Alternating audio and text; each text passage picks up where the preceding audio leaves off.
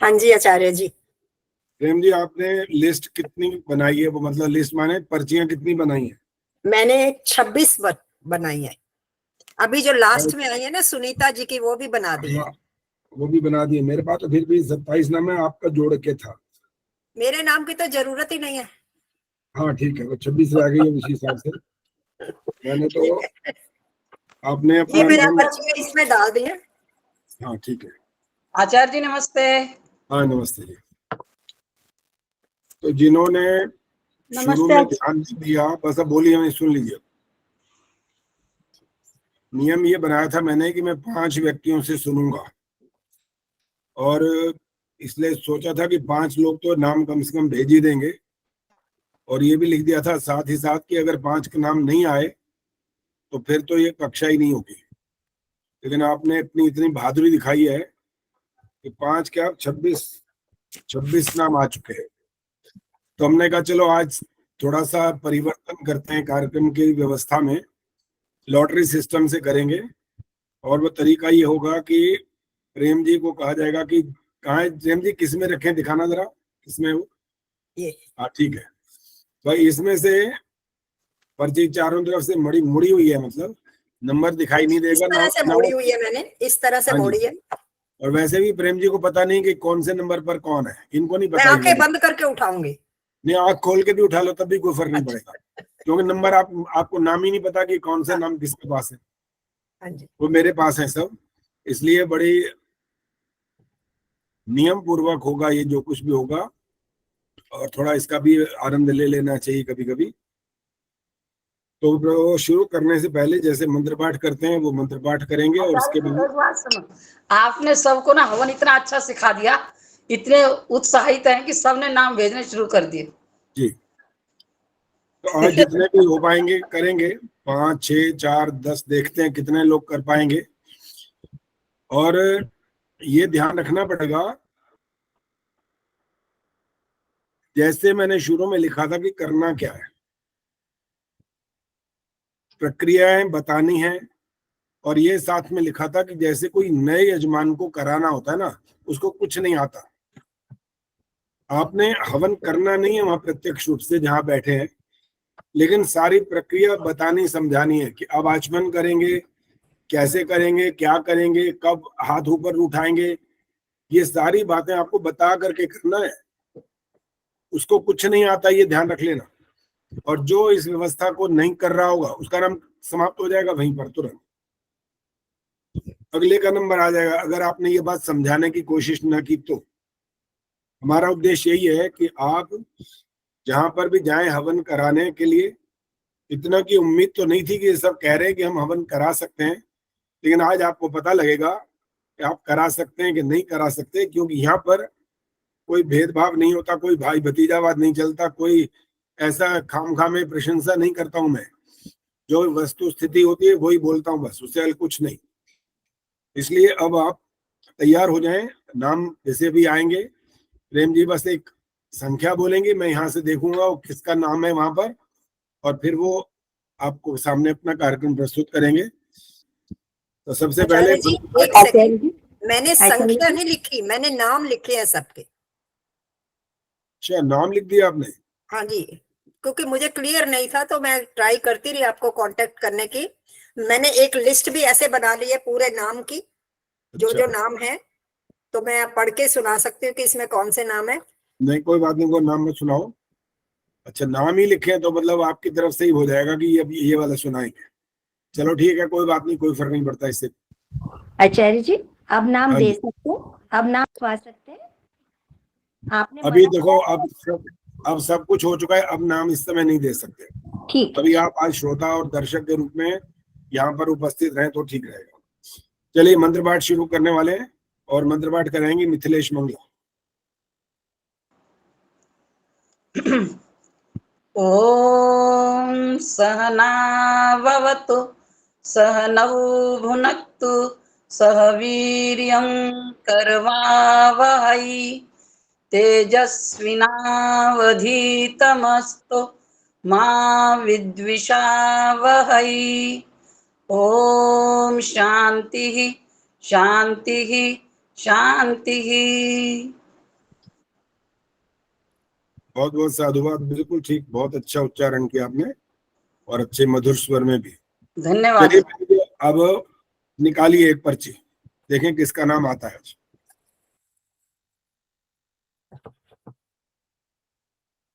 वैसे आपने आचार्य जी बहुत अच्छा सोचा, ये लॉटरी सिस्टम। हाँ हाँ जी। लॉटरी के नहीं क्या। ये नाम है जी विजय रानी आर्या, विजय रानी आपके शर्मा है नाम नहीं, से शुरू हुआ है। विजय रानी शर्मा है, ये तो 21वां नंबर है। हाँ, आर्या उसमें लिखा हुआ था, मैंने जो पाया है, तो विजय रानी शर्मा ही है चाहे। अच्छा चलो आज उपस्थित है, पहले तो ये देखें। आचार्य जी नहीं है वो नहीं है। चलो जी ये नाम खत्म हो गया, अब इनको अवसर नहीं मिलेगा, ये खत्म हो गई बात।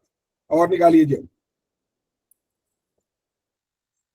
आचार्य जी आपके नाम से ही शुरू हुआ ये हाँ लॉटरी। जी, स्वराज जी, दूसरा नंबर है स्वराज जी। हाँ जी स्वराज गुप्ता जी, स्वराज गुप्ता जी 17वां नंबर था यहाँ पर। स्वराज जी आई हैं? आचार्य जी, वो भी नहीं है। वो भी नहीं है, वाह क्या हो इनके गया। नाम काटती जाऊं मैं? बिल्कुल मैंने काट दी यहाँ, आप चिंता ना करें। अच्छी बात। अब पर्चियां अलग कर लेना, पर्ची दोबारा पर्चियां मत अलग डाल कर देना। रही, पर्चियां अलग कर दी उनकी। चलो जी तीसरी पर्ची।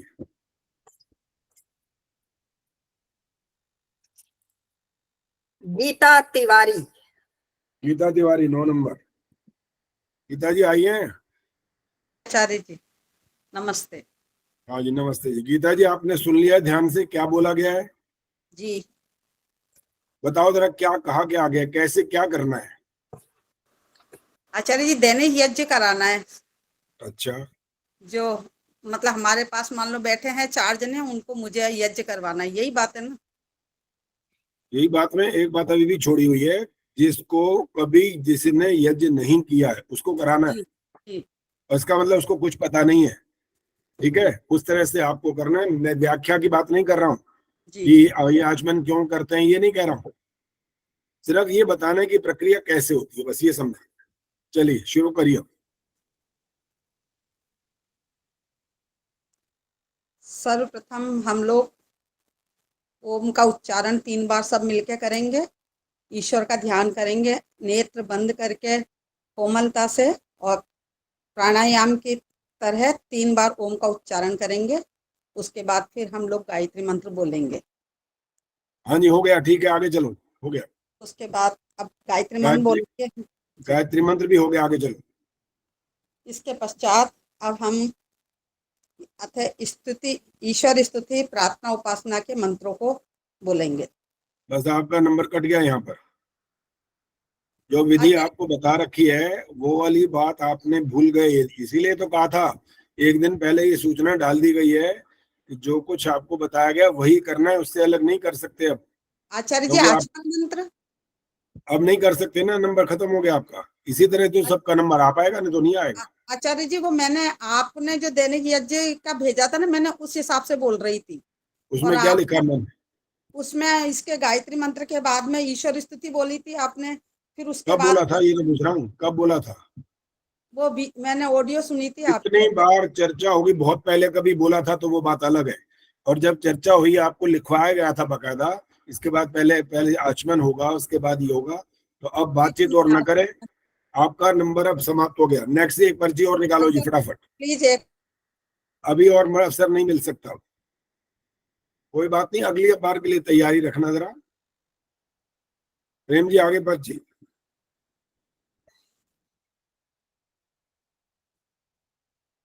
माइक बंद है प्रेम दीदी आपका। Prem ji mic mic.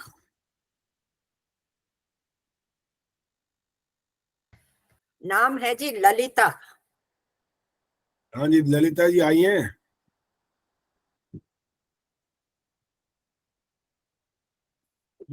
नहीं आचार्य जी।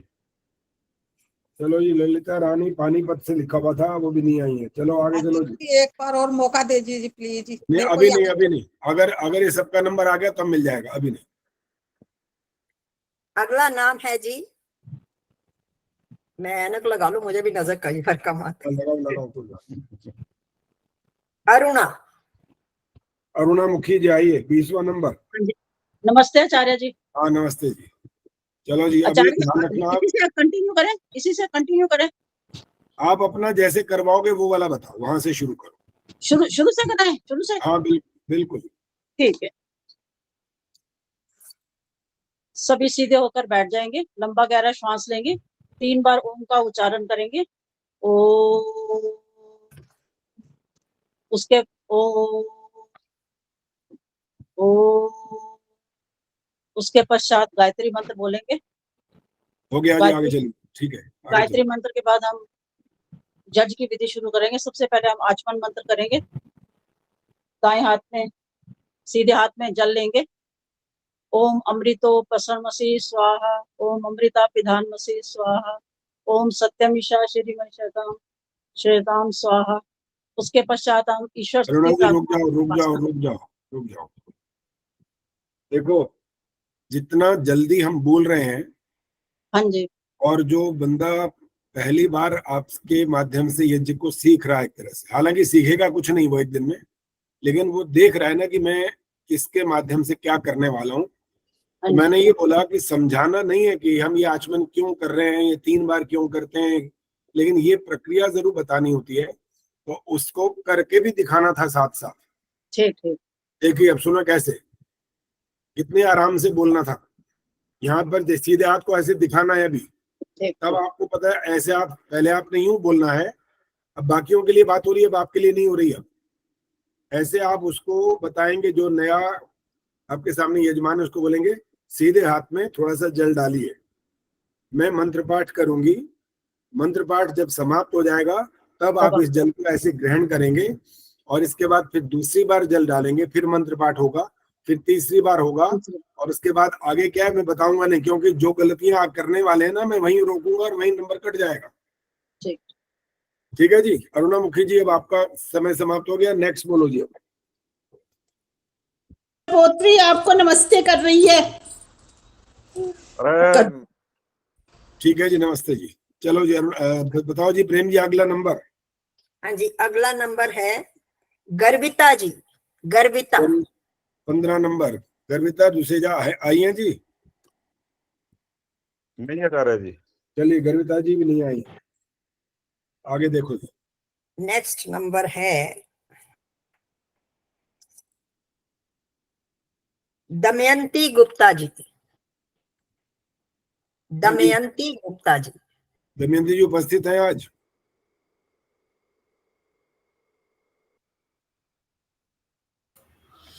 नमस्ते आचार्य जी। हाँ जी, नमस्ते। चलिए दमयंती जी, आपका जो अभी आप शुरू से जुड़े हुए हैं, पहले ये बताओ। हाँ जी, आपने देख लिया होगा कि जरा सी भी गलती होने पर आपका जो चल रहा होता है वो आपका स्थान या क्रम समाप्त हो जाता है, तो इसलिए बहुत ध्यान पूर्वक करना है जो कुछ करना है। और नया यजमान है, नए यजमान को कैसे टैगल करेंगे उस तरह से आपको शुरू करना है। करिए, शुरू करो। जब मैं कहूंगा मंत्र हो गया तो वहां मंत्र नहीं बोलना जी ध्यान जी सुनना आचार्य चाहूंगा, मैं सुनूंगा पूरा। चलिए जी आचार्य जी। अच्छा जी, परफेक्शन तभी आएगा, वैसे तो हम करते ही रहते हाँ जी, हैं लेकिन अब अटक जाएंगे। कोई बात नहीं, करिए जितना कर सकते हैं। सर्वप्रथम 3 बार हम ओम का उच्चारण करेंगे। अच्छा जी, बोलूं कि आगे बढ़ूं? आगे चलो, आगे चलो, हो गया। ठीक, फिर गायत्री मंत्र। ये भी हो गया, आगे चलिए। अब हम एक बार नए जो यजमान हैं उन्हें पता नहीं है कि बैठना भी किस तरह से है, तो यजमान पत्नी यजमान उनके दाईं ओर बैठेगी यज्ञ में, उनको ये भी थोड़ा बताना पड़ेगा क्योंकि हमेशा बाईं ओर बैठती है पत्नी, तो ज्यादातर लोग इसी तरह बैठते हैं। तो हमें बताना है कि यज्ञ में ऐसा नहीं है, यज्ञ में पत्नी को दाईं ओर बैठना है पति के। तो इस तरह व्यवस्था कर देंगे, बैठा देंगे उनको, और ये सारा चलेगा। फिर उसके पश्चात हम जो आचमन पात्र रखे हुए हैं उनको हम समझाएंगे कि इनमें एक एक छोटा चम्मच रखा हुआ है आचमनी के अंदर, तो उसमें से सब जो चारों तरफ बैठे हैं सभी को लेना है, और थोड़ा थोड़ा जल अपने हाथ में, दाएं हाथ में इस तरह से लेना है कि वो इधर उधर गिरे ना। और हमें जो मंत्र बोलेंगे, भाई मैं मंत्र बोलूंगी और मंत्र के पश्चात आपको क्रिया करनी है, पीना है उसको। तो 3 बार हम ये तीनों आचमन के मंत्रों को बोलकर और स्वाक उनको पानी पीने के लिए बोल दिया, जल पिया मतलब जैसे उन्होंने। फिर उसके पश्चात ये मंत्र बोलिए और करिए ये वाला। अच्छा ठीक है। ओ अमृतोपस्तरणमसि स्वाहा, और उनको बताएंगे कि हथेली के ये जो मूल है यहाँ पर, यहाँ से आपको जल को पीना है। फिर दूसरी बार जल लीजिए, इसी तरह से मंत्र की समाप्ति पर आपको पीना है। ओम अमृता पिधानमसि स्वाहा। अब तीसरी बार लीजिए, ओम सत्यम यशः श्रीर्मयि श्रीशयताम स्वाहा। तीसरा आचमन हो गया। उसके पश्चात उनको बोलेंगे कि आप थोड़ा जल लीजिए, और ये झूठा हाथ। और एक चीज और भी विशेष बतानी होती है, क्योंकि नए यजमान ज्यादातर ये आचमन लेने के पश्चात सिर पे हाथ लगाते हैं, तो उनको ये भी बताना पड़ता है कि झूठा हाथ सिर पे नहीं लगाना है। तो फिर अब उस हाथ को स्वच्छ करने के लिए उनको बोलेंगे कि थोड़ा जल लीजिए, और आपके सामने खाली प्लेट रखी हुई है, उसमें उसको धो लीजिए, डाल दीजिए उस जल को। यहाँ तक की प्रक्रिया के पश्चात उनको बताया जाएगा कि आप अपने बाएं हाथ में, लेफ्ट जो हैंड है हमारा, उसमें हमको जल लेना है, और जल को इस तरह से लेना है कि वो गिरे नहीं। थोड़ी सी अंजुली बनाकर इस तरह से जल ले लीजिए, और फिर जो हमारी ये बीच वाली 2 उंगलियां हैं, इससे हमें अंग स्पर्श करना है। तो ये जो हमने यहाँ पर इस तरह से जल उनको दिलवाया, और ये 2 उंगलियां बीच की, तो इससे हमने शुरू किया अंग स्पर्श। तो पहला ओम वांगमासेस्तु यहाँ पर बीच में लगाना है। फिर उनको बताना है, क्योंकि वो नए हैं, कभी कोई इधर इस तरह से भी लगाने लग जाते हैं, तो हमें बताना है कि जिस तरफ हाथ से, जिन उंगलियों से हम स्पर्श कर रहे हैं, पहले वो साइड उस तरफ हमें लगाना है। तो इस तरह से आगे बढ़ना है। तो ये ओम नसोर में प्राणोस्तु, और सारी क्रिया जब बोलने, मंत्र बोलने, उसके पश्चात ही करनी है। ये भी विशेष तौर से बताया जाएगा। ओम कर्णयोर में श्रोत्रमस्तु, ओम बाहो में बलमस्तु, ओम उर्वोर्मा ओजोस्तु, ओम अरिष्टानि में अंगानि तनस्तनुआ में सहसंतु। इस तरह से पूरे शरीर पे छींटा उनको देने के लिए बोला जाएगा। तो ये बोलने के बीच में हिंदी में बोल रहे थे, तो इसलिए भूल गए। अच्छा हाँ, हो सकता है आचार्य जी बीच बोलते बोलते थोड़ा कहीं हो जाता है, कभी कभी ऐसा हो जाता है। जब हम व्याख्या करते हैं या कोई बात समझाने लगते हैं, तो वो जो मंत्र का जो है चल रहा होता है क्रम वो याद नहीं रहा, अक्षरों में नहीं आ पाया, वो भूल गए थे। कोई बात नहीं, चलिए आगे चलिए। इसके बाद क्या करेंगे? फिर उसके पश्चात हम ईश्वर स्तुति प्रार्थना उपासना के जो 8 मंत्र हैं, वो मंत्र हम बोलेंगे। पुस्तक उनको दे दी जाती है, लेकिन नए यजमानों को संस्कृत बहुत कम लोगों को आती है, लेकिन फिर भी उनको पुस्तकें देके, भाई बैठिए आप देखिए, उसमें मैं बोल रही हूँ, आप देखते जाइए। तो ऐसा करके फिर हम ये 8 मंत्र जो ईश्वर स्तुति प्रार्थना के हैं वो बोलेंगे। आचार्य बोलूं सारे? सारे नहीं बोलने, केवल अंतिम मंत्र बोल दीजिए। ओम अग्ने नय सुपथाराय अस्मान् विश्वानि देव वयुनानि विद्वान् युयोद्यस्मज्जुहुराणमेनो भूयिष्ठान्ते नामोक्तिं विधेम। इस तरह से ये 8 मंत्र बोलने के पश्चात जो यजमान है उनके पास दीपक रखा है, बत्ती उसमें लगी हुई है, घी डला हुआ है, माचिस है उनके पास, ये सारी व्यवस्था पहले से की हुई है यज्ञ में। और शुआ है उनके पास, उसमें कपूर रखा हुआ है। तो अब हम वहां पर उनको निर्देश देंगे कि आप दीप प्रज्वलन कीजिए, और फिर उनको यही समझाया जाएगा कि मंत्र के साथ साथ मतलब अंतिम मतलब जब आता है तब आपको ये क्रियाएं करनी है। ये विशेष तौर से आचार्य जी आपसे ही ये सीखा है, पहले हम भी ये बहुत कुछ उल्टा पुल्टा करते ही रहते थे, कर लिया स्टार्ट मतलब ऐसे कर दिया, शुरू कर दिया ऐसा, तो थोड़ा सा अपने आप को रोकने लगे हैं अब। तो ये भी हमारे अंदर एक सुधार हुआ है।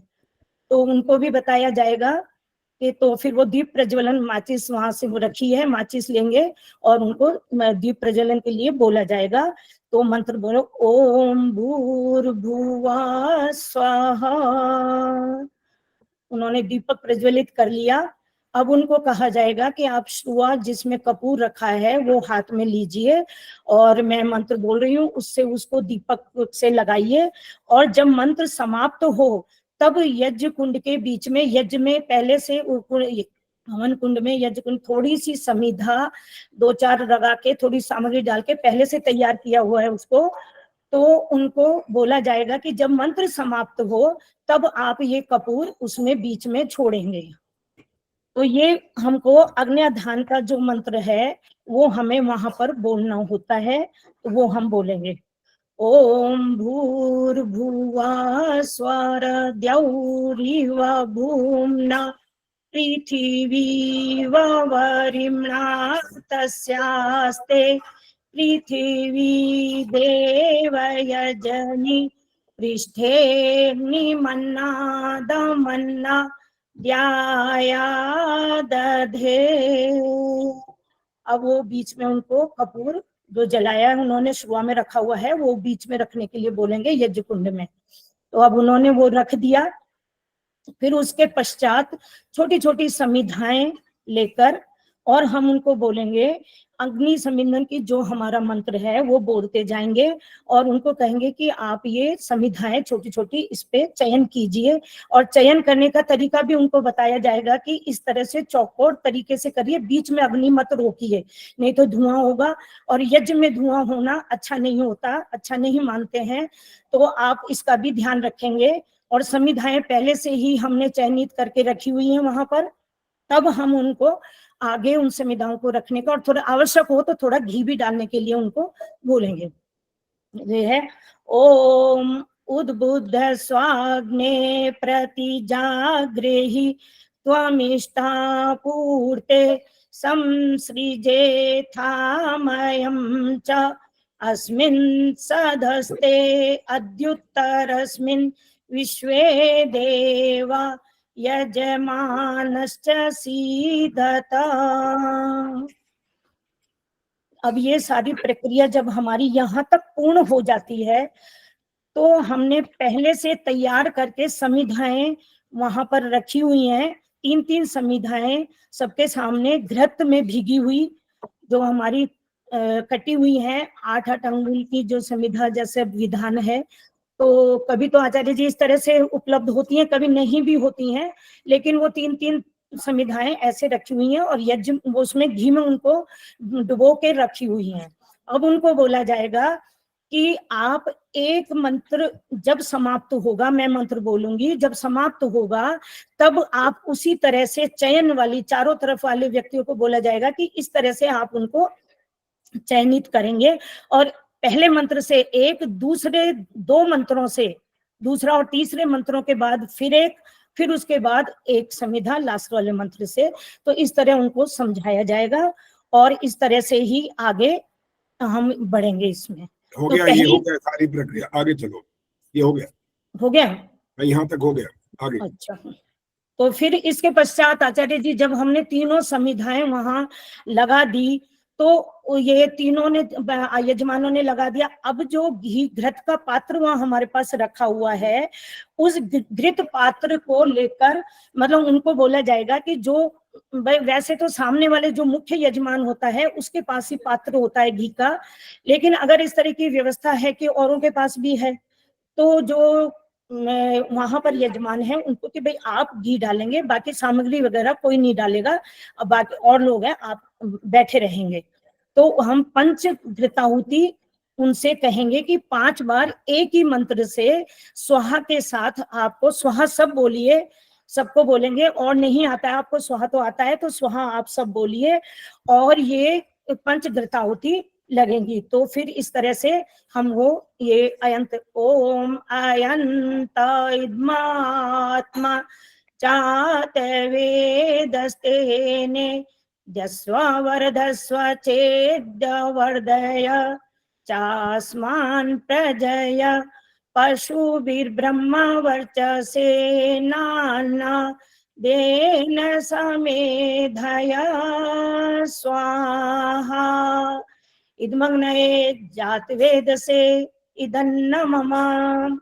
जी हो गए, 5 हो गए, 5 हो गए, आगे इस तरह से पंच घृताहुति जब पूरी हो जाएंगी तो उसके पश्चात जो दक्षिण दिशा के उधर की तरफ जो हमारा पात्र रखा है जल का, उनको हम कहेंगे जो पश्चिम में बैठे हुए हैं वो लेके, और दक्षिण से लेके और उनको उत्तर की तरफ लाइन हाथ में जल लेंगे आप थोड़ा सा, और उधर लाइन बना के वहां डालेंगे उसको, जल को। मंत्र भूल जाएगा, मंत्र बोल देंगे, समाप्त हो जाएगा, उसके बाद ये क्रिया आपको करनी है।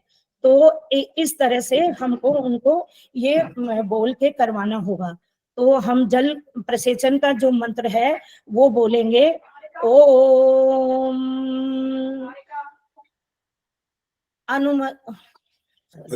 बोलते बोलते आचार्य जी मंत्र थोड़ा गड़बड़ा जाता है जब व्यवस्था बोलते हैं तो ओम अदितेनुमन्यस्व, तब उनको कहेंगे कि अब आप ये जल की धारा ऐसे बना के वहां डालिए। अब वो दाईं तरफ से ही लोटा। यहाँ रुको, इसको स्पष्ट करने का तरीका ये होता है, हालांकि एक चीज शुरू में भी भूल गए थे आप, कि आपने ये तो बताया था कि आपको दीपक जलाना है, लेकिन दीपक जला लेने के बाद रखना कहाँ पर है, ये बताने से क्या होता, ये जो अब जो प्रक्रिया हो रही है इसमें बड़ी आसानी है। वो कुछ चीजें बोलते बोलते भूल जाते हैं। और इधर से जब जल डालेंगे तो आप बता सकते हैं कि ये ईशान कोण, यानी जहाँ पर रखा है दीपक वहां तक जल डालना है। एक प्रक्रिया होगी, दूसरी प्रक्रिया कैसे करेंगे? एक हो गई। हाँ, फिर वो सामने जो बैठे हैं मुख्य यजमान जो बैठे हैं वो उसको पात्र को इधर की सीधे हाथ की तरफ से ही उनको पकड़ा दिया जाएगा, और उनको भी इसी तरह कहा जाएगा कि आप ये मंत्र जब समाप्त हो जाए तो धारा बना के आपके दाएं हाथ से लेके बाएं हाथ की तरफ इसको लाना है। तो ये दूसरा उसके साथ हो जाएगा मंत्र के साथ। फिर ये तीसरी तरफ जो बैठे हैं उनको बोला जाएगा कि आप अपने यहाँ जो इधर से यहाँ से जैसे पश्चिम उत्तर में बैठे हैं वो लोग, तो जब वो पश्चिम से पूर्व की ओर आपको धारा बना के मंत्र जब समाप्त हो जाए तब ये डालना है। फिर वहां हम लोटा रख देंगे उधर और मंत्र बोलेंगे कि मैं मंत्र बोलूंगी। जब पूरा मंत्र हो जाएगा तब आप ईशान कोण से शुरू करके और फिर उसको इसी तरह से आगे आगे पहुंचाते हुए और वहीं पे ही समाप्त करेंगे। तो इसके लिए भी हम उनको समझा सकते हैं कि ये क्यों किया जाता है, क्योंकि ये प्रकाश की दिशा है दोनों। दीपक भी हमने ईशान कोण में रखा है और हमने शुरुआत जो की है वो भी हम प्रकाश की तरफ ही जा रहे हैं। और फिर इसके बाद ये पूरी जो प्रक्रिया हमने की है क्लॉकवाइज हमने की है, तो ये उत्तरोत्तर हमारे ज्ञान की वृद्धि और प्रकाश हमको मिलता रहे, इसलिए हमको ये इस तरह से व्यवस्था करनी है। आगे चलिए, ये हो जाएगा आचार्य जी। फिर इसके पश्चात 4 जो मंत्र हैं हमारे, तो उनसे हम उनको बताएंगे कि घृत से आहुति देनी है उनको। तो आचार्य जी हम तो क्या करते हैं, एक समिधा हाथ में जैसे ले लेते हैं और उनको थोड़ी प्रक्रिया इस तरह से बता देते हैं कि आप घृत लीजिए और अपने सामने से लेके आगे की तरफ बढ़ाते हुए, तो पहले तो बाईं ओर ओम अग्नये स्वाहा, तो इस तरह से उन्होंने ये घृत वहां पे अर्पित कर दिया। फिर उनको बोलेंगे कि आप अपने दाईं हाथ की तरफ सामने से लेके ऐसे ही आगे ले जाएंगे, तो ऐसे समिधा से उनको इंगित करके मतलब करवा देते हैं। तो इस तरह से ये सारे मंत्र बोलूं आचार्य जी? हाँ, ये बोलते जाओ, छोटे छोटे। चलिए। ओम सोमाय स्वाहा इदम सोमाय इदन्न मम। अभी आप रुक जाओ। हाँ जी। देखो, अभी जो एक्शन आपने दोनों बार किया ना, जैसे ही मंत्र बोला आपने ही ऐसे हाथ आगे बढ़ाना शुरू कर दिया, तो इससे लग रहा था कि आहुति दे रहे हैं। तो वो ध्यान रखना पड़ेगा, जब घृत को अपने चम्मच में रखा हुआ है, जब तक जैसे कहा ओम अग्नये स्वाहा, अब ले जाना है चम्मच आगे, पहले नहीं ले जाना। हमारा आचार्य जी उनको तो बोला कि घृत लीजिए और मंत्र समाप्त होए तब आप करिए।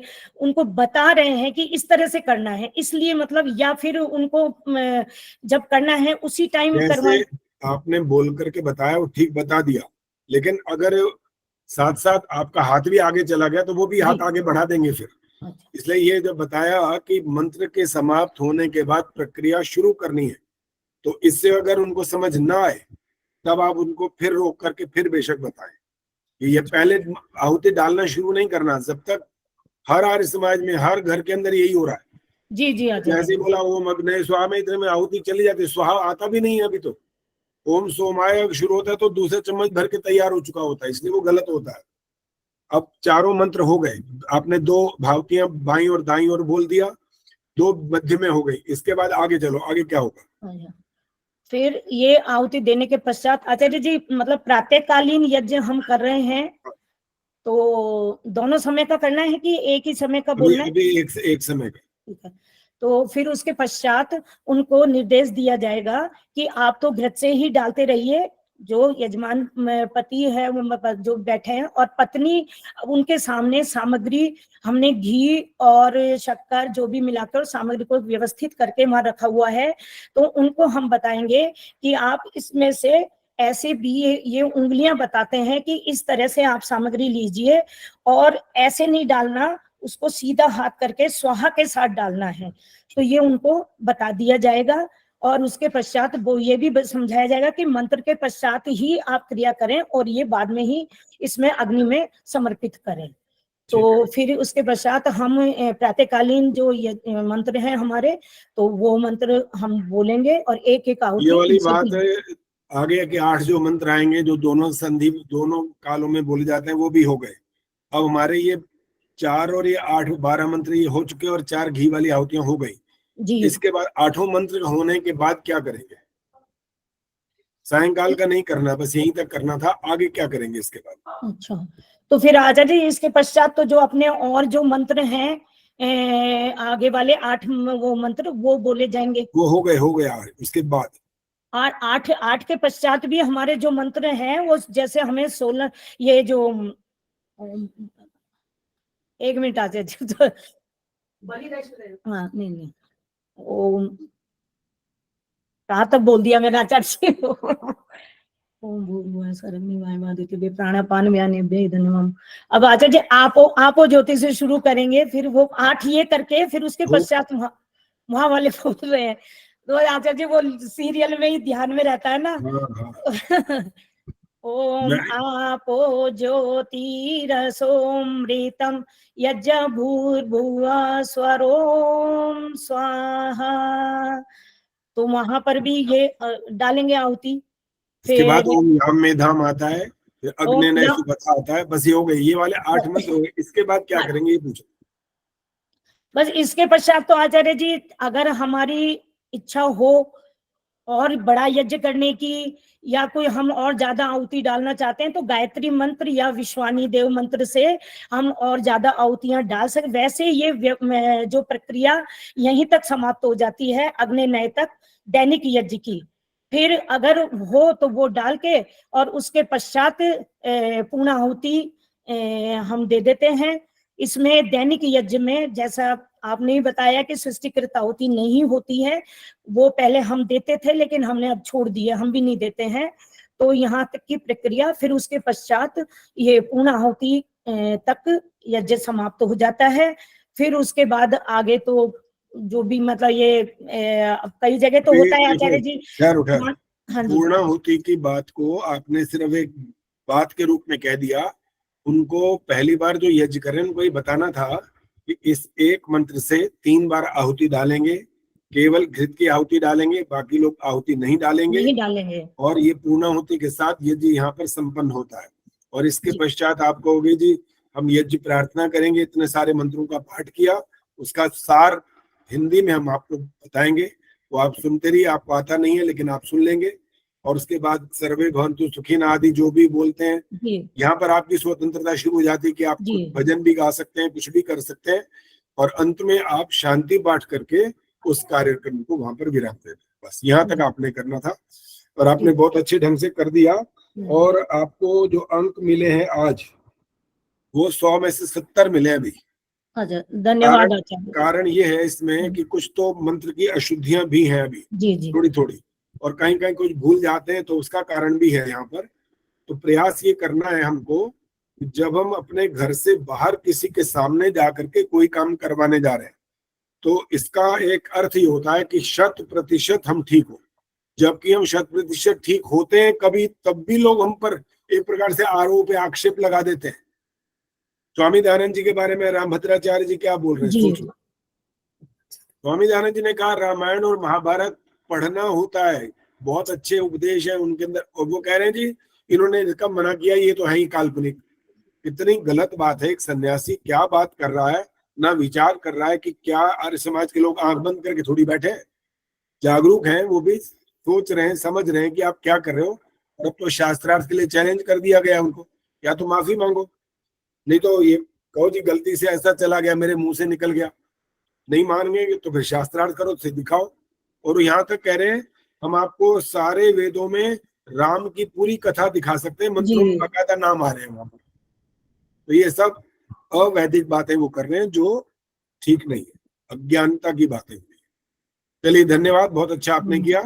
धन्यवाद आचार्य जी, बहुत हाँ, बहुत ठीक। धन्यवाद। प्रेम जी अगला नंबर। हाँ जी, हारिका हारिका हारिका बंद करिए। अगला नंबर है अशोक, अशोक जी। अशोक गुट जी। हाँ जी, उसमें तो सिर्फ ASHO लिखा हुआ था, फिर मैंने ढूंढ के उनके नंबर से पूरा नाम जाना अशोक। अच्छा, आचार्य जी नहीं है वो। आचार्य जी नहीं है, चलो जी ठीक है जी, आगे चलो जी। अशोक गुट जी नहीं आए। हाँ जी, नेक्स्ट जो है वो हाँ। है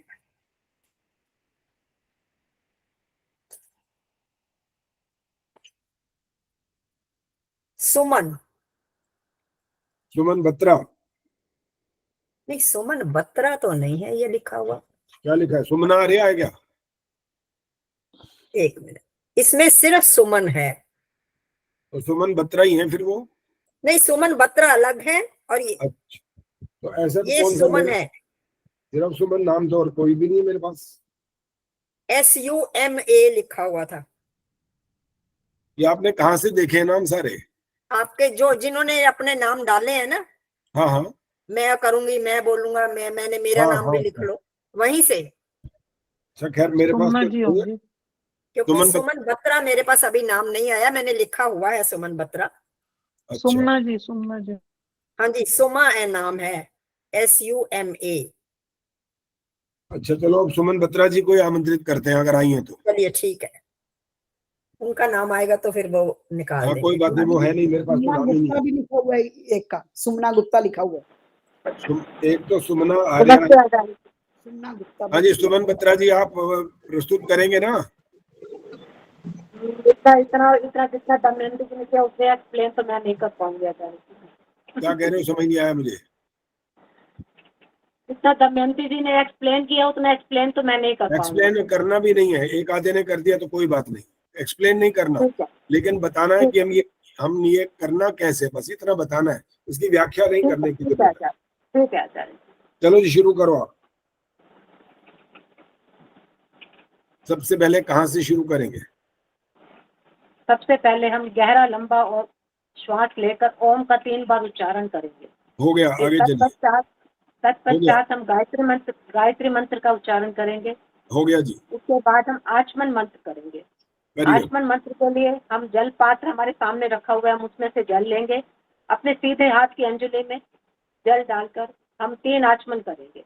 पहला आचमन करेंगे ओम अमृतोपस्सर्मसि स्वाहा। अब इस जल को ग्रहण कर लेंगे। फिर दूसरा आचमन करेंगे ओम अमृतापिधानमसि स्वाहा, इसको ग्रहण कर लेंगे। फिर तीसरा आचमन करेंगे ओम सत्यम यशः श्रीमयी श्री शैताम स्वाहा, इसको भी हम ग्रहण कर लेंगे। अब हम इन अंग स्पर्श मंत्र करेंगे। हम इस हाथ को धोकर और बाएं हाथ की अंजलि में हम जल लेंगे और अपनी दोनों ये मध्यमा और ये अनामिका उंगली से हम इसको अंग स्पर्श करेंगे। इसमें हम जल लेंगे दाएं हाथ की अंगुली में और इन दोनों से हम वो करेंगे, अंग स्पर्श करेंगे। ओम वांगमास्य अस्तु। फिर हम लेफ्ट टू लेफ्ट करेंगे। पहले राइट साइड में करेंगे, फिर लेफ्ट साइड में करेंगे। ओम नसोर में प्राणोस्तु, ओम अक्ष्ण्योर में चक्षुरस्तु, ओम कर्ण्योर में श्रोत्रमस्तु, ओम बाबोर में बलमस्तु, ओम पूर्वोर में ओजो अस्तु, ओम अरिष्टानि में गाने तनुसन्वा में सह संतु। बाकी जल हम नीचे रखते हैं। उसके बाद हम ईश्वर अभी स्तुति प्रार्थना रुक जाओ। हाँ जी, जब ओम अक्षणोर में बोला था ना, हाँ जी, तब चश्मे के ऊपर नहीं टच करना होता, आंखों को ही टच करना होता है। चश्मा उतारना होता है। ना उतारो बेशक, कोई बात नहीं, ना उतरे तो तब भी हाथ नीचे से लेके जाइए, लगाओ जरूर। जब ठीक है, तक आप स्पर्श नहीं करेंगे तब तक आपका अंग स्पर्श वाला भाव पूरा होगा ही नहीं। ठीक है, और मन में भी यही भाव तब पैदा होता है जब आप उसको स्पर्श करते हैं, तब उसका लाभ भी हमको तभी मिलता है, अन्यथा लाभ भी नहीं मिलता। आगे चलिए। अब हम ईश्वर स्तुति प्रार्थना के 8 मंत्र बोलेंगे। आचार्य सारे बोलूं या एक ही बोलूं? एक भी नहीं बोलना, आगे चलो। चलो, उसके बाद अग्नि ध्यान की हम विधि स्टार्ट करेंगे। उसके लिए सबसे पहले हमारे सामने घृत का दीपक रखा है, हम उसको जलाएंगे। उसके लिए हम एक मंत्र बोलेंगे ओम भूर्भुवः स्वाहा। इसको हम घृत से, फिर हम उसमें हम अग्नि, उसमें त्रुआ में हम वो रखेंगे, कपूर रखेंगे और उसी दीपक से हम लोग वो उससे यजमान जो है वो अग्नि प्रज्वलित करेगा। ओम भूर्भुवः स्वद्योरिव भूम्ना पृथिवीव वरिम्ना तस्यास्ते पृथिवी देवयजनि पृष्ठे अग्निमन्नादमन्नाद्यायादधे। अब अग्नि हवन कुंड में पहले से उसमें समिधा छोटी छोटी लगा के रखी हुई है, उसमें हवन कुंड में उसको छोड़ देंगे। फिर हम दूसरा मंत्र बोलेंगे उसको अग्नि को प्रदीप्त करने के लिए। ओम उद्बुद्ध स्वाग्ने प्रतिजागृहि स्वामिष्टापूते संसृजेथामयं च अस्मिन् सदस्ते अद्युतरस्मिन् विश्वे देवा यजमानश्च सीदत। अब हम 3 समिधाएं जो पहले से 8-8 उंगल की हमने चयनित करके रखी हुई है, उसमें से एक एक समिधा लेके पहले मंत्र में हम एक समिधा बोलेंगे। ओम अयंत इदमे आत्मा जात वेदस्ते नेध्यस्व वर्धस्व चेदवर्धय चास्मान् प्रजया पशुभिर्ब्रह्म वर्चसे नानादेन समेधय स्वाहा। इदम अग्नाय जातवेत्ते इदं न मम। स्वा पे हम पहली समिधा जो है उसमें हवन कुंड में समर्पित करेंगे। फिर दो अब उनको यजमान को बताना है कि अब 2 मंत्रों के बाद एक समिधा रखी जाएगी। रुक जाइए। हाँ।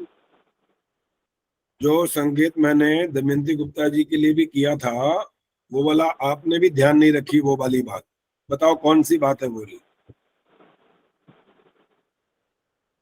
मुझे तो नहीं पता चला आचार्य। हाँ, दीपक ईशान कोण में रखना है। हाँ, ये दीपक कौन बोला, और कौन था भाई, ये कौन बोला था बीच में, कौन बोला था? सुषमा गौतम बोली थी क्या? हाँ जी, मैं बोल पड़ी थी जी। हाँ, नहीं बोलना होता, यही तो देखना है ना। ये वो तो खुद अच्छा। कह रही है मुझे नहीं पता लगा। तो अच्छा। आप लोग सिर्फ हाथ खड़ा करो। इसके बाद अगर आपको लगता है कि आप बहुत जागरूक हैं और आप ध्यान दे रहे हैं तो हाथ खड़ा करना चाहिए। अभी उनसे ही कोशिश करते कि वो बता सके, क्योंकि अपनी गलती स्वयं पता लग जाए ना तो ज्यादा अच्छा होता है। मालूम पड़ जाता है कि हाँ, फिर वो याद रखता है इस बात को व्यक्ति कि अरे हाँ ये गलती हो गई थी, तो अब आगे से भविष्य में नहीं करनी है। इससे ज्यादा जल्दी सुधार होता है। दूसरा बता दे तो वो तो हवा में उड़ जाती है बात, पता लगता ही नहीं है फिर क्या गलती हुई है कि नहीं हुई है। तो सुमन जी आप ध्यान रखेंगे, और भी जो इसके बाद बात करेंगे वो ये याद रखेंगे, जब आप अग्नि को आचार्य जी ये ना मौखिक है, जब हम करवाते हैं तब वो सारा सामान सामने पड़ा होता है तो जल्दी ध्यान रहता है।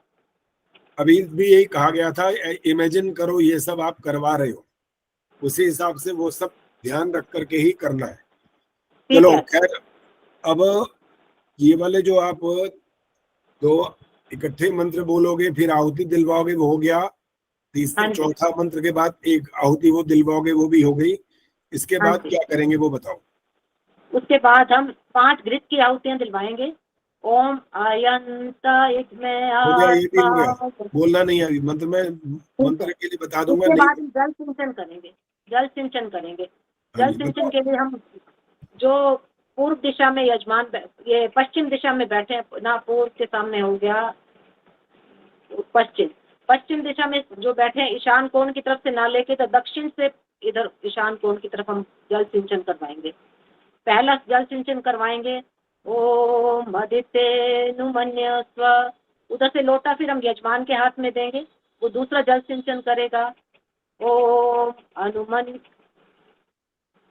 अनुमतेनुमन्य स्व, फिर तीसरा सिंचन हम इस तरफ करेंगे, ये उत्तर दिशा की तरफ, उत्तर दिशा की तरफ करेंगे तो वो लोटा इधर दे देंगे तो उसमें वो करेंगे ओम सरस्वतेनुमन्य स्व। अब वापस से जल सिंचन उधर जो ये पश्चिम दिशा में बैठे हैं उनके हाथ में जाएगा। ईशान कोण से लेते हुए हम मंत्र बोलेंगे कि मंत्र की समाप्ति पर हमें ये क्लॉकवाइज हमें वहीं पर ही खत्म करना है इसको। ओम रुक जाइए, ओम रुक जाइए। देखो जब आप कह रहे हो ना लोटा उनको दे देंगे, इसके बाद इनको दे देंगे, ऐसे लग रहा है कि लोटा ही दे देंगे बाकी करना वरना कुछ नहीं है। ये वाली बात नहीं बताई जा रही कि लोटा लेकर के आपको करना क्या है और कब करना है। बेशक पहले कई बार ये वाली बात बोल दी गई, प्रक्रिया बाद में होगी, मंत्र पहले होगा, मंत्र समाप्त होने के बाद करना है, लेकिन जो बिल्कुल नया यजमान है उसको बाकायदा उस समय बताना है कि आप पश्चिम से पूर्व की ओर, अगर वो इस तरह भी नहीं समझ पाए तो हाथ से इशारा करके बताना होता है कि पश्चिम कौन सा है। वो तो कहे मुझे नहीं पता जी, हमें तो उत्तर दक्षिण भी नहीं पता।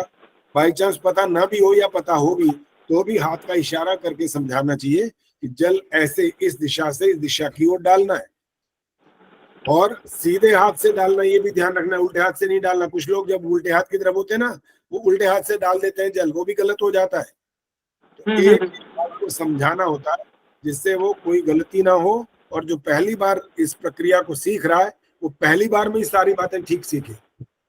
क्योंकि आप सबका हाल यही है, 50 साल 60 साल हो गए हवन करते हुए, जिससे देखा जिससे सुना जिसने जैसा करा कर लिया और वो याद हो गया, आज तक भूलता नहीं। अब वो गलत चल रहा है चलता ही जा रहा है, कोई ठीक कराने वाला नहीं था और किसी ने सोचा ही नहीं था कि ये भी कोई जरूरी चीज भी होती है कि नहीं होती। सबने इतना सोचा था हवन करना होता है, हवन कर लो, बस कैसे कर लो, जैसे जिसने करा है वो सारी चीजें ठीक होती हैं। फिर पूछा गया कि क्यों ठीक होती है, कैसे ठीक हो जाती है, तो कहा गया कि भगवान हमारी भावना तो जानता है इसलिए हमारी बात ठीक है। ये गलत बात है, ऐसा कुछ नहीं है। भगवान आपकी भावना को जानता है, तो आपकी भावना को तो आपके गुरुजन टीचर आपके माता पिता सब जानते हैं। सिर्फ भावनाओं के आधार पर परिणाम नहीं आते हैं, आपके कर्म के आधार पर परिणाम आते हैं, भावनाओं के आधार पर नहीं आते हैं। भावना आपकी हो कि मैं तो प्रधानमंत्री बन जाऊं तो भावना क्या करेगी जब तक कर्म ऐसा नहीं करोगे। इसलिए भावना प्रधान कार्य नहीं है हमारा। हमारा कार्य मुख्य सबसे पहला ऋग्वेद है। ऋग्वेद का क्या विषय क्या है, ज्ञान। सबसे पहले ज्ञान की बात होगी, उसके बाद कर्म की बात आती है बाद में। ज्ञान अधूरा गलत है तो कर्म गलत हो और अधूरा हो जाएगा, पक्की बात है। इसलिए इन बातों को समझना बहुत जरूरी है। जल सिंचन समाप्त हो गया, इसके बाद बताओ आगे। उसके बाद हम घृत की 4 आहुतियां देंगे।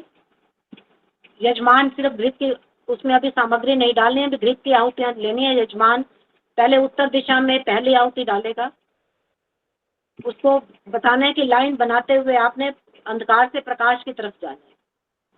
ओम अग्नाये स्वाहा इदम अग्नाये इदं नमः। अब उसको दक्षिण दिशा में वो डालेगा। ओम सोमाय स्वाहा इदम, लाइन बनाते हुए ही डालना है वैसे ही। ओम सोमाय स्वाहा इदम सोमाय इदं नमः।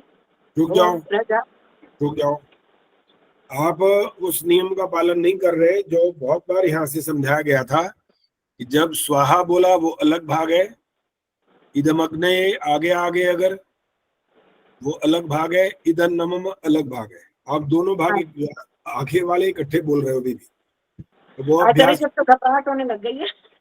हाँ वही कह रहा हूँ, अभ्यास आपका छूटता नहीं है, पहले वाला ही वो पक्का हुआ बैठा है। जबकि बहुत बार ये वाली बात समझाई है, ओम अग्नये स्वाहा, यहाँ आप रुक गए, आपको पता है। इदम अग्नये, यहाँ जरूर रुकिए पहले, फिर इदं नमः। मैंने तो गुरुकुल वालों को भी देखा, आजकल भी देख लिया, वो भी ऐसे ही बस भागते जाते हैं। ओम अग्नये स्वाहा इदम अग्नये इदं नमः, ओम सोमाय स्वाहा इदं सोमाय इदं नमः। अभी बच्चों को, जो नए बच्चे भी सीख रहे हैं, उनको बताएंगे नहीं तो वो आगे कल को उन्होंने भी तो जाके कराना है कहीं ना कहीं हवन, वो भी यही प्रक्रिया आगे चलवा देंगे, फिर तो कभी सुधार होगा ही नहीं। इसलिए ये सुधार करना बहुत जरूरी है। चलो 4 मंत्र हो गए, इसके बाद चलो आगे क्या होगा। इसके बाद हम उनको सामग्री और घी दोनों के साथ ही हमें वो डाल दिया, प्रातःकालीन मंत्र, जैसे प्रातःकालीन मंत्र डालेंगे। ओम सूर्यो ज्योतिर्ज्योति सूर्या स्वाहा। ओम सूर्यो वचो ज्योतिवचः स्वाहा। ओम ज्योति सूर्या सूर्यो ज्योतिः स्वाहा। चौथा मंत्र डालेंगे। ओम सजुर्देवेन सवित्रा सजुरुषसेन्द्रवत्याजुषाण सूर्यो वेतु स्वाहा। उसके बाद 8 वो डालेंगे मंत्रों से आहुति। ओम भूरग्नाय प्राणाय स्वाहा इदम अग्नाय। ये जो आपने कहा वो अब 8 मंत्रों से आहुति डालेंगे, यहाँ पर कोई परिवर्तन हुआ है किसी चीज का जो आप बोल यहाँ पर? इसके बाद ये वही सामग्री और घी से ही आहुतियां डलेंगी यहाँ। मैंने यही पूछा है, क्या कोई परिवर्तन हुआ है? नहीं, यहाँ पे कोई परिवर्तन नहीं हुआ। फिर आपने ये क्यों बोला अब हम 8 आहुतियां डालेंगे? कोई देखो, परिवर्तन जब तक नहीं हो रहा तब तक हम उनको क्या बोलना चाहते हैं, कोई आवश्यक नहीं है तब बोलना। परिवर्तन होते ही बोलना बहुत जरूरी है। उससे पहले बोलना कि अब घी की आहुति होगी, ये नहीं होगी, अब सिर्फ सामग्री होगी, अब सिर्फ समिधा की आहुति होगी, अब सिर्फ दाएं हाथ से ही डालना है। अब आपने, अगर हम मिष्टान्न की जब आहुति डालने लगेंगे तो सबने नहीं डालनी, केवल ये जब परिवर्तन हो तब बोलना होता है। जब परिवर्तन ना हो रहा हो तब नहीं बोलना होता, कंफ्यूजन पैदा होता है नहीं तो। चलिए मंत्र भी हो गए, इसके बाद बोलो।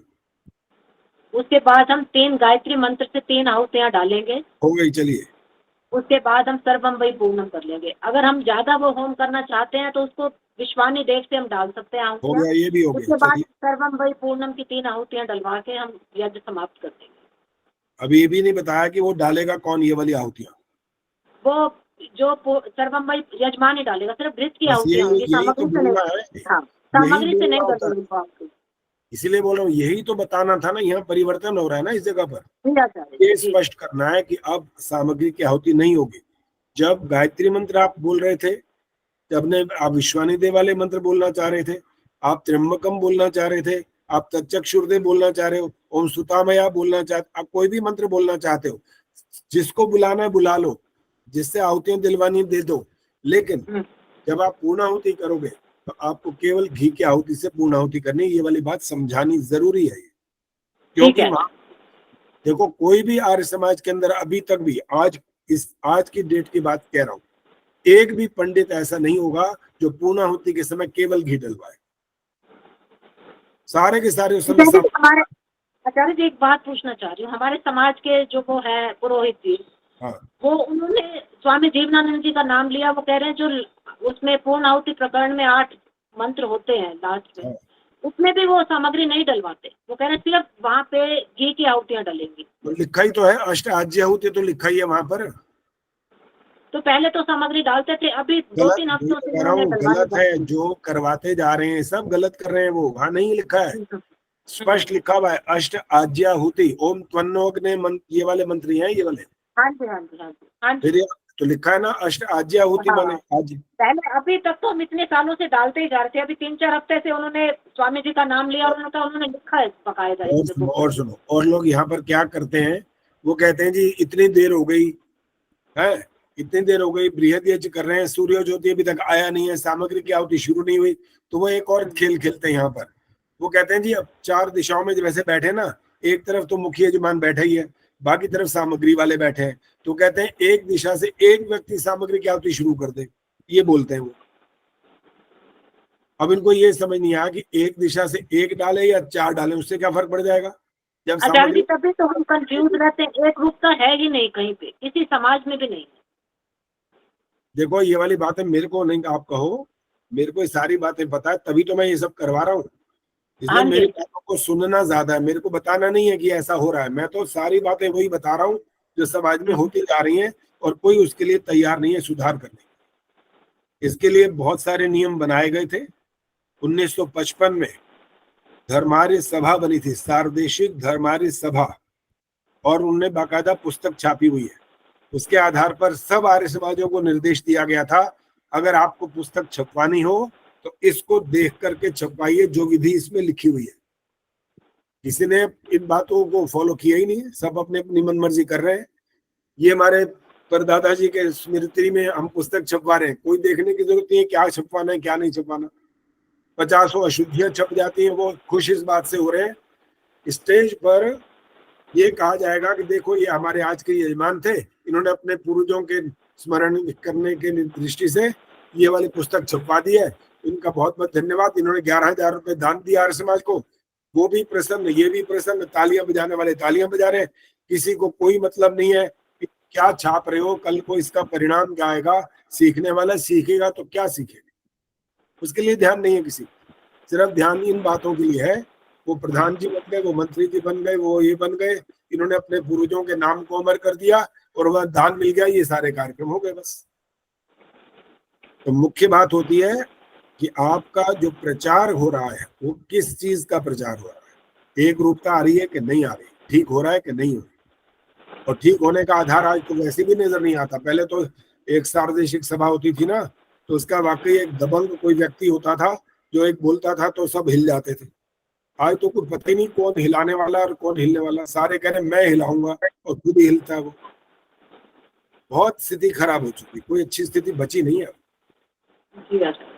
लेकिन फिलहाल जो हम यहाँ पर काम कर रहे हैं, कम से कम हमारी तो एक रूपता हो जाए कम से कम, फिर बाकियों की तो कोई प्रयत्न कर ही नहीं रहा। हम जहाँ प्रयत्न कर रहे हैं वहां पर कम से कम एक जैसी बात तो सीख लो फिर, और क्या, उसमें परिवर्तन मत करो। जहां पर भी जहां आपकी स्वतंत्रता है, आर्य समाज जाओगे तो फिर वही करना पड़ेगा, आपका अधिकार नहीं है वहां पर तो प्रधान जी जो बोलेंगे या जो कराने वाला आचार्य वो जो करवाएगा आपको करना पड़ेगा। तो इसलिए जो स्थिति है इसके अनुसार आपकी स्वतंत्रता जहां पर है आप उसका सुधार करो। वो मंत्र पाठ करेंगे कि नहीं करेंगे, क्या करेंगे, कब करेंगे, कैसे करेंगे। आचार्य जी पूर्ण आहुति तो 50 लोग सामग्री की दे देते हैं, एक घी की देते कहते प्रधान मानता है पूर्ण आहुति तो देनी है सबने। इसीलिए पूरे यज्ञ का सत्यानाश कर देते हैं, पूरी अग्नि बुझा देते हैं, पूरे यज्ञ को बिल्कुल जिसका एक भव्य स्वरूप था उसको बुझा करके सारे ने इकट्ठी खड़े होकर के डालते, खड़े होकर के आहुतियां डालते हैं वहां करके कि आप भी आ जाइए, आप भी जिसको आओ भी सब आ जाओ, अब आप पूर्णाहुति कर लो। मुझे लगता है वो शायद ये भी एक पौराणिकता का भाव पैदा करना चाहते हैं, पता है क्या, कि अपने हाथ से तुम आहुति डाल दोगे ना बस तुम्हारा मोक्ष हो जाएगा, ये अर्थ है, ये समझाना चाहते हैं। एक काय का मोक्ष हो जाएगा, किस बात का मोक्ष हो जाएगा, कुछ नहीं होगा इससे, 3 अंतिम आहुतियां डालने से कुछ नहीं होगा, आप अपने क्रम से समय के अनुसार आगे आकर के बैठकर आहुति डालो, वो कोई आपत्ति नहीं, ठीक है, जिससे आपको ये प्रेरणा मिल जाए कि आप यज्ञ अपने जीवन में आगे प्रारंभ करेंगे। इसलिए होना चाहिए केवल ये, सिर्फ इसलिए नहीं कि आप हवन में आज शामिल हो तो इसलिए आप आके आहुति डाल दो। बाकायदा वहां पर प्रतिज्ञा करवानी चाहिए, उनसे कहना चाहिए कि देखो आप यज्ञ में आहुति डालना देना चाहते हो ना, तो ये बताओ कि आप हवन भविष्य में करोगे। और उनका जवाब क्या है कि देखो जी हमें तो आता नहीं, हम कैसे करें। तो उनको कोई सिखा, हम दे देंगे, करोगे बोलो। अभी भी पता है क्या करेंगे, नानुकरी करेंगे वो, क्योंकि उन्होंने वहां सिर्फ दुनिया के सामने ये दिखावा करना है हम भी बड़े भक्त हैं, हम भी कुछ कर रहे हैं भगवान के नाम का, ये काम कर रहे हैं, बस ये दिखाना है, और कोई उद्देश्य नहीं। और उद्देश्य ये होना नहीं चाहिए। ये अगर उद्देश्य है तो आपका उद्देश्य बिल्कुल क्या है, निकृष्ट उद्देश्य है कि आप दुनिया को दिखाने के लिए कर रहे हैं कि देखो मैं भी हवन कर रहा हूँ, मैं भी आहुति डाल रहा हूँ, मैं भी दान कर रहा हूँ, और वास्तव में आप वो दान कर ही नहीं रहे हैं। आर्य समाज में जाकर जब आप आहुति डालते हैं ना, वो आपकी आहुति होती नहीं है असल में, वो आर्य समाज के माध्यम से जो आपने उनकी सामग्री लेकर के आहुति डाली है वो आपकी आहुति है ही नहीं, वो पुण्य आपको नहीं लगेगा। अगर आप फिर भी ये चाहते हो कि आर्य समाज जाकर के संगठन को मजबूत बनाने का एक दृष्टिकोण है, तो सामग्री अपनी लेके जाओ, अपनी सामग्री लेके जाओ, तब वो आपको पुण्य लगने वाला है, अन्यथा आपको पुण्य नहीं लगेगा। कोई यहाँ ये भी कहता है देखो जी हम दान भी तो करते हैं, वहां पर हम चंदा भी तो देते हैं, उस दृष्टिकोण से कुछ कुछ आपको लाभ हो सकता है, लेकिन केवल मात्र कभी जाना, आर्य समाज से बाकी कोई लेना देना नहीं, और किसी के कहने या अपने इच्छा से स्वेच्छा से कभी चले गए और वहां जाकर के आहुति डाल करके समझने लगे हमने तो बड़ा भारी दान पुण्य का बहुत बड़ा एक धर्म का कार्य कर लिया, ये धर्म का कार्य नहीं हुआ। अभी धर्म का कार्य एक दिन नहीं होता है, कब करना होता है, सदा, हमेशा। जैसे भोजन करना, नहाना, सोना, जागना, कर्म करना जरूरी होता है, ऐसे ये कार्य करना भी बहुत जरूरी होता है। इसके बगैर आपका ये सब करना थोड़ा सा लाभ पहुंचा सकता है, अधिक लाभ आपको नहीं दे सकता। गीता ने हाथ खड़ा किया क्या?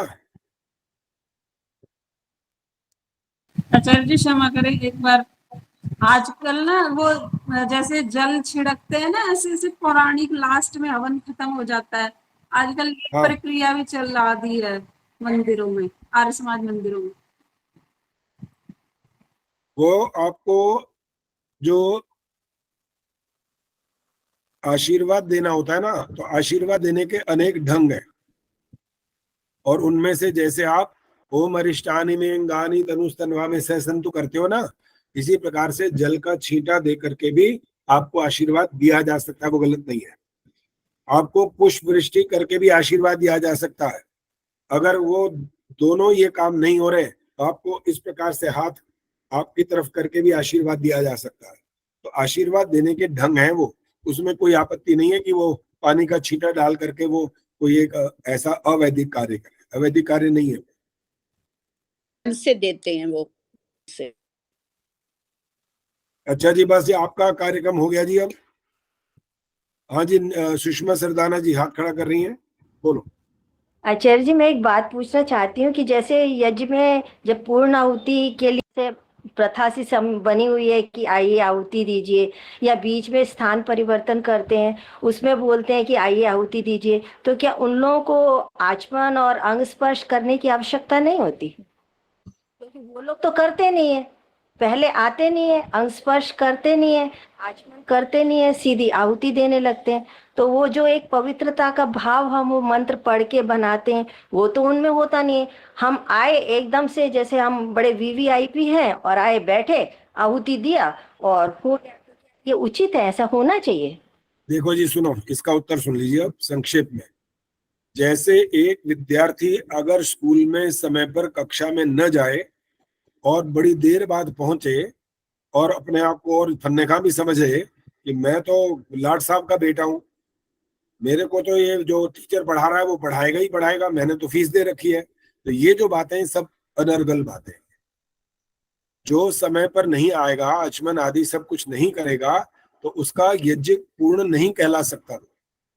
नाम मात्र उसने थोड़ा सा लाभ उठाया, नाम मात्र, और यदि वो भविष्य में करता नहीं है या पहले से नहीं करता तो उसको केवल मात्र दिखावा करने से ही संबंध है, उसका बाकी किसी बात से संबंध नहीं है। चलो जी, कुलभूषण जी बोलो। आचार्य जी मैं एक बात कहना चाहता बोलो। हूँ। सुमन बत्रा जी जो से अभी प्रोग्राम प्रस्तुति कर रहे थे, उनके पीछे इतनी लाइट थी कि उनकी शक्ल मुझे मोबाइल में तो बिल्कुल दिखाई नहीं दी, लेकिन कंप्यूटर में थोड़ी सी दिखाई दे रही थी।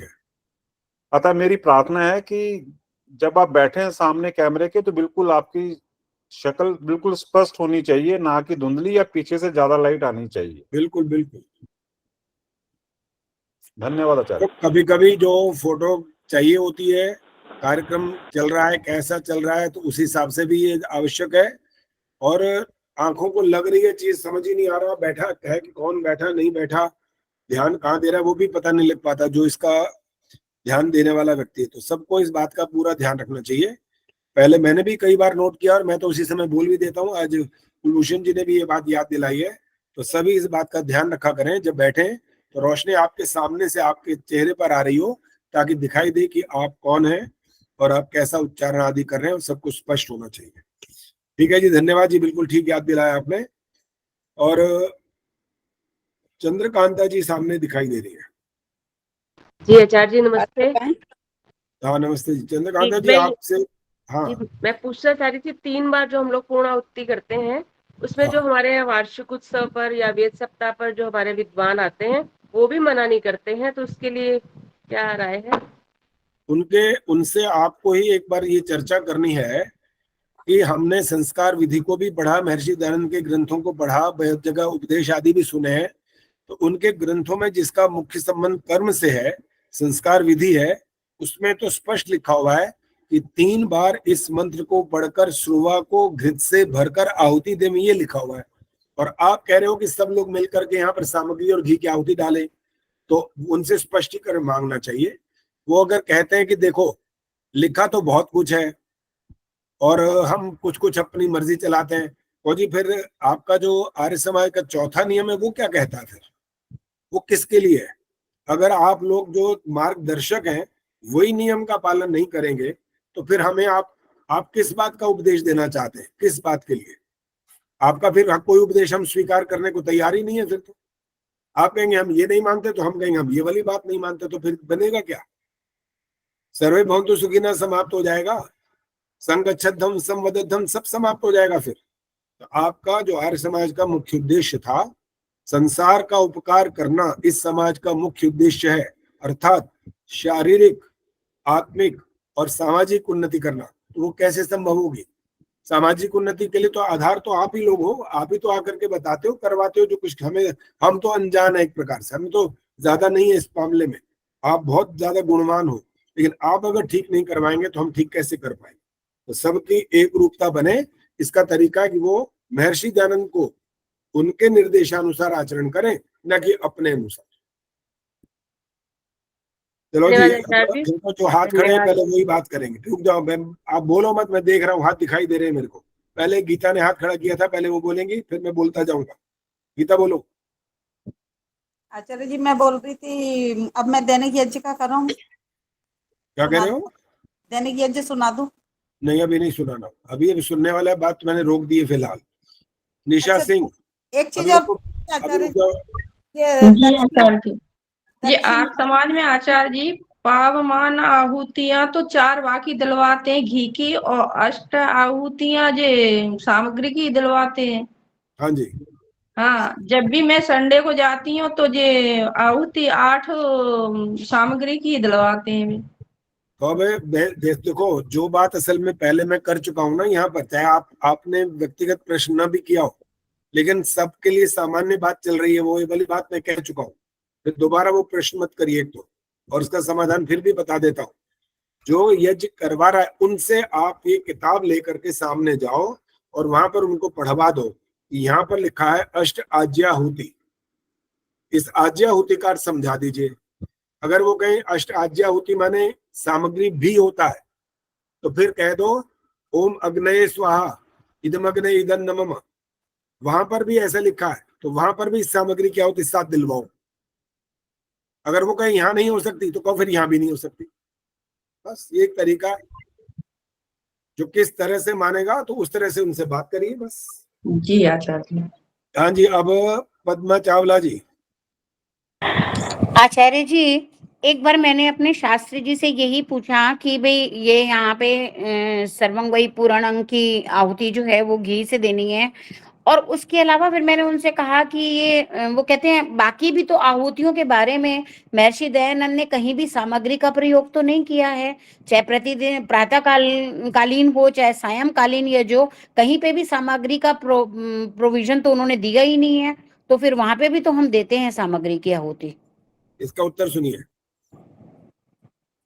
जिस जगह पर घृत के बारे में लिखा है, जिस जगह पर स्वीकृत आहुति के बारे में ऑप्शन देकर के लिखा है, और जिस जगह पर कुछ नहीं लिखा, और इस कुछ नहीं लिखा का अर्थ उनसे ही पूछो इसका क्या अर्थ है। जहां कुछ नहीं लिखा तो फिर महर्षि ने ये जो 4 प्रकार के जो आपके जो सामग्री जिसको बोलते हैं वो फिर कहाँ प्रयोग होगी, किधर? इस बात से आप ऑटोमेटिक सिद्ध होता है, इसको कहते हैं अर्थापत्ति। यहाँ ये नहीं लिखा तो इसका अर्थ अपने आप से सिद्ध हो रहा है। घृत की आहुति तो वहां लिखी है, और जहां पर कुछ नहीं लिखा तो वहां पर सामग्री की आहुति देना अनिवार्य है, सिंपल है। ये इसका उत्तर है जी। आचार्य जी, एक प्रश्न और पूछना है मुझे। आचार्य जी, जैसे जो मंत्र पढ़ते हैं हम कोई भी, जैसे उद्बुद्ध मतलब जिससे आहुति दी जाती है, जैसे अयंत इद्म आत्मा की हमने आहुति दी, आखिर में जो शब्द आया हमारा, उसके बाद वो ओम लगा देते हैं हमारे शास्त्री जी, लगाना चाहिए कि नहीं लगाना चाहिए? ओम स्वाहा हमने इस चीज के लिए कहा, और वहां पे इतना डिस्कशन हुआ आचार्य जी, कोई नहीं सुनता सच में। वैसे देखो, उनका सिर्फ एक इस मामले में जो तथ्य है ना, वो सिर्फ ये है कि ओम स्वाहा करने से सबको ये पता लग जाता है कि अब आहुति डालनी है, लेकिन ये आहुति डालने की प्रक्रिया का संबंध आपके अंतिम शब्द को प्रोलॉन्ग करने से भी सिद्ध हो जाता है। अगर ओम वाली बात होती तो महर्षि दयानंद ने लिखा होता, फिर उन्होंने नहीं लिखा, तो इसका मतलब स्वेच्छाचारिता चल रही है आगे, कि अपनी मर्जी से आपने जोड़ दिया यहाँ पर। तो अपनी मर्जी से जोड़ने का अर्थ तो ये होगा सबकी ढपली अलग अलग और राग अलग अलग हो जाएंगे, फिर तो एक रूपता आएगी कब? इसलिए उन बातों को, जो बातें इस तरह से आ रही हैं थोड़ी थोड़ी विवाद वाली हैं, उनको बैठ करके एक अच्छे मन से, विद्वेष भाव से नहीं करना है कि भाई मैं इसको नीचा दिखाना चाहता हूँ या इनकी गलतियां ही निकालना चाहती हूँ या चाहता हूँ, वो उद्देश्य नहीं। उद्देश्य है एक रूपता, बस। ये अगर सबके समझ में आ जाए ना तो कल्याण हो जाएगा। हाँ जी, अभी हाँ, गायत्री गुप्ता जी बोलिए। आचार्य जी, मैं ये कह रही थी कि जल सिंचन में मैंने एक जगह पढ़ा था, वैसे तो कई लोग लोटे से ही धारा बना के डालते हैं, लेकिन मैंने एक जगह पढ़ा था कि अंजलि में लेके फिर धारा बनानी चाहिए। कौन सा सही है इसमें से आचार्य जी? इसमें कोई आपत्ति नहीं है। प्रश्न ये खड़ा हो जाएगा कि जो जल हाथ में लेकर के ऐसे डालेंगे, पहले तो वो इधर की उंगलियों से इधर उधर निकल जाएगा। अगर नलिका बनी हुई है तो आप इसमें डालेंगे तो ये आप यूं डालते डालते तो आधा पानी तो बाहर निकलेगा, तो आपका वो उद्देश्य तो पूरा वैसे ही नहीं होगा। और एक बाकायदा बोलते हैं, सागर बोलते हैं उसको, तांबे का होता है और आगे से नल की ऐसी सी बनी होती है, उसके माध्यम से जब डालते हैं तो आपका जल सीधा जाता है और अंत तक वहां पहुंचता भी है। और जल डालने का उद्देश्य भी होता है बाकायदा, सिर्फ वो वाला भाव नहीं है कि आप अंधकार से प्रकाश की ओर बढ़ने की प्रार्थना कर रहे हैं। जल के अंदर कार्बन को सोखने की क्षमता भी है, और जो कार्बन वहां उत्पन्न हो रहा है अग्नि जलाने से, उस अग्नि के अंदर से जो कार्बन निकलने वाला पदार्थ है वो इस जल के माध्यम से थोड़ा सा कम भी हो जाता है। ये उद्देश्य होता है। इससे कोई फर्क नहीं पड़ता कि आप अंजलि में लेकर के डालें या उस पात्र से ही डालें, कोई फर्क नहीं पड़ता। आचार्य जी, आर्य समाज की किताब में ही पढ़ा था किसी में, ध्यान नहीं आ अब ये रहा। वाली बात मैंने आपको जवाब दे दिया ना, फिर उसके बाद इस बार दोबारा चर्चा करना अच्छी बात नहीं है। हाँ जी, अब हाथ खड़ा करें। हाँ, इधर है निर्मल डाबरा जी, बोलिए, माइक ऑन करिए। पहले तो समाज में अपनी मनमानी होती है। एक दिन मैंने कहा कि वो जो है उसमें श्रेष्ठ कृत्य में धान की मतलब चावल की ही वो देनी चाहिए, तो मुझे जब मैंने कहा ऋषि ने यही लिखा है, तो वो कहते हैं कि जो यज्ञ था वो तो राम और श्री कृष्ण के जमाने से हो रहा था, क्यों नहीं दे सकते हम ड्राई फ्रूट की या ये, मतलब किसी भी बात की तुम उनसे बहस नहीं कर सकते हो। और दूसरी बात, हमारी एक ना प्रिंसिपल रिटायर होके आई है, जैसे नेहरू कॉलेज से, मैं फरीदाबाद से बोल रही हूँ, जब वो बिल्कुल एंड में आती है, जब यज्ञ खत्म हो जाता है ना, सब जब सत्संग शुरू होता है तो वो वहां पे अपनी सामग्री दे रही होती, वहां पे आहुतियां दे रही होती है। मतलब ये कहाँ तक उचित है कहाँ तक नहीं है, उनको कोई भी नहीं रोक सकता। मात्र प्रदर्शन का इरादा लगता है बस, कि देखो मैं भी आहुति डाल रही। आचार्य जी मानते कोई भी नहीं है, कोई नहीं मानता, कितना भी तुम कह। वो बात अलग है, उसको बार बार बोलने से कोई फायदा नहीं है। प्रश्न ये है कि जब आप यज्ञ की परिभाषा की ओर आएंगे तो आपको यज्ञ की परिभाषा में मिलेगा देव पूजा, संगतिकरण और दान। जब वो आप अकेले आकर के सबके हवन खत्म होने के बाद सत्संग शुरू होने पर आप आहुतियां डाल रहे हैं, तो संगतिकरण तो वैसे ही समाप्त हो गया, तो दिखावा रह गया मात्र कि देखो मैं भी आकर के अपने घर से सामान लेकर के मैं आहुति डाल रही हूँ। तो ये उद्देश्य कोई अच्छा उद्देश्य तो नहीं है। बाकी आपने खुद ही एक बात कह दी है, जिसको जितना मर्जी समझा लो कोई मानता ही नहीं है। वही बात है, यहाँ पर हमारे बहुत बड़ी कमी है हमारे आर्य समाज में। एक उदाहरण भी दिया जाता है इसका। भिक्षु थे बहुत सारे, लाइन लगी हुई थी, ओ बहुत लंबी लाइन। तो एक ने पूछा ये कमाल है, लाइन में ही चलते जा रहे हैं, ये लाइन में जा कैसे रहे भाई, इनका मुखिया कौन है? तो समझाने वाले ने कहा तो किसी को हाथ लगा के देख ले, बस वही बताएगा मुखिया वो है कि कोई और है। तो हमारी हालत सबकी लगभग यही है कि किसी को कह दो कुछ, बस वो बता देता है मुखिया हूं मैं, बस जो मैं बोलूंगा वो सब ठीक है, बाकी तुम सब सारे के सारे गलत है। ये अच्छी बात नहीं है, बहुत बुरी बात है। चलो जी, और हाँ सुशील जी हाथ खड़ा किया, बोलो। आचार्य जी, जो लोग रोजाना हवन करते हैं, मान लो किसी दिन नहीं कर पाते, तो उसकी व्यवस्था ये हो सकती है कि वो मंत्र पाठ वैसे कर ले हवन मंत्रों का।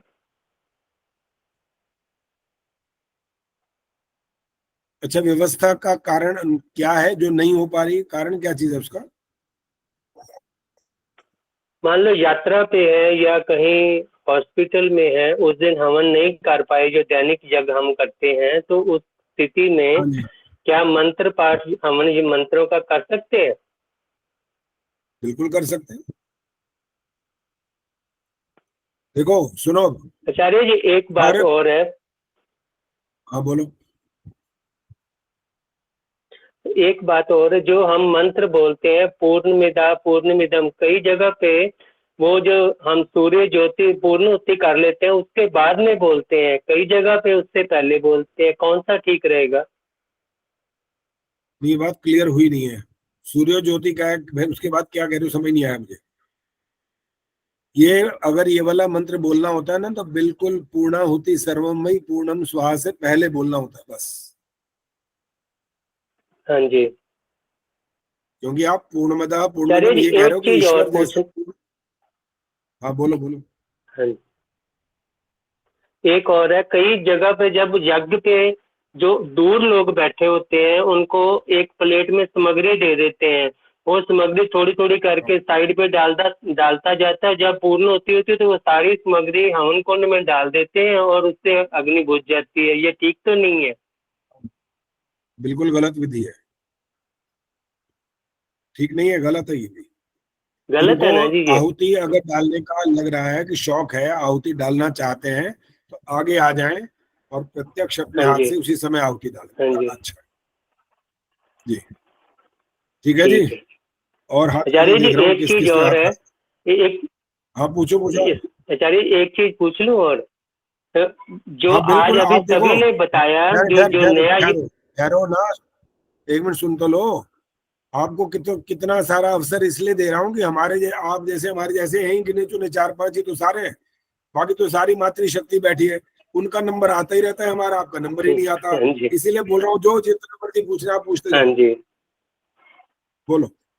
आचार्य जी, एक चीज और है, जितने अभी जिन बहनों ने हवन के बारे में बताया, उसमें जो मैंने एक चीज नोट की है, आपने प्रश्न रखा था भी जो यजमान है बिल्कुल नया है, जिसके ग्रह पे हम यज्ञ करवाने जाएंगे, पहले ये तो देखेंगे ना भी हवन की जो सामग्री है, सामान है, वो पूर्णतया उन्होंने ठीक तरीके, क्योंकि वो तो नया आदमी है, उसको तो पता नहीं भी क्या क्या चीज चाहिए क्या नहीं चाहिए, तो वो सारी जो विधि है जो हवन कराने वाला वही देखेगा ना जाके पहले। हाँ जी, बिल्कुल ठीक है, आपने अच्छी चीज नोट करी है, लेकिन हमने इस बात को यहाँ पर इसलिए इसको आगे बढ़ने दिया कि ये सारी व्यवस्था हो चुकी है, आप कर चुके हो या उससे करवा ली गई है। आप करवाओगे कैसे, हमारी मुख्य बात थी, प्रक्रिया आदि कैसे होगी ये बात। चलो जी, अब सुखवर्षा सरदाना जी, धन्यवाद और उसके आचार्य। बाद अंजू विद्यार्थी। धन्यवाद जी। सुखवर्षा जी बोलिए। जी आचार्य जी नमस्ते। मैं ये पूछ रही थी कि आपने उसमें मंत्रोदय में दिया था कि 5 साधकों के बाद और नाम ना दें, इसलिए नाम नहीं दिया, तो कृपया ये बताएं कि नाम देने हैं कि नहीं देने हैं। और अभी नाम जितने भी दिए थे और टाइम वैसे ही ज्यादा हो चुका है, नाम तो मेरे पास 26-27 नाम आए हुए। सुना कितने से मैंने अभी तक 2 या 3 से नंबर आया, बाकी तो आपने वो मार धाड़ शुरू करी है, इतने बड़े बड़े जो प्रश्न। आपकी आज्ञा होगी वही करेंगे, नाम लिखना है कि नहीं लिखना, इसीलिए नहीं लिखा मैंने। कोई बात नहीं, उसकी चिंता ना करें, नाम की मुख्य बात नहीं है, किसी से भी वैसे तो सुना जा सकता है, ऐसी बात नहीं है। नाम मैंने तो 5 इसलिए मंगवाए थे कि 5 नाम आ जाएं तो हम पहले 5 से सुन लेंगे तो पर्याप्त हो जाएगा, लेकिन समय इतना ज्यादा हो गया कि 5 को भी नहीं सुन पाए, क्योंकि बीच बीच में फिर नई नई बातें सामने आ गई हैं, तो हमने उनको भी इग्नोर नहीं किया। उन बातों का भी निराकरण करना, समाधान कुछ ना कुछ करना जरूरी होता है।